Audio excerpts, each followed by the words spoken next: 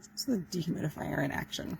So it sucks in air here, and there's two vents on the side that pushes the air out of, and it has this handle right here. It does say not to move it when there's water in the reservoir. I've been running this for about 8 hours now, and it does have some water in the bottom. Probably about ½ an inch, and then the whole bottom is covered. So for a closet that isn't super large, that is a lot of water that it took out just in that time period. And it's relatively quiet. It's a steady noise, so it's definitely a white noise item. And I had my closet door closed overnight, and I'm very sensitive to noises and lights and everything, and this did not bother me at all. You can see that this does do a little bit of a glow when it is running, so depending on where you have it, that might be a factor for you.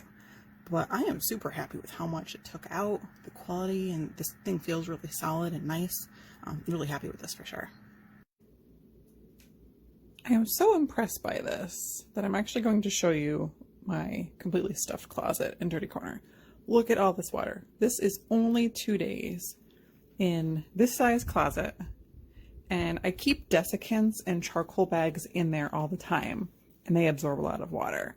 And those are fresh, and it still took out this much water. This sucker is quiet. I still haven't noticed it after a couple nights. It's been 2 nights that it's been running in there, and it's working great. It's not overheated or anything. I am super happy with this guy.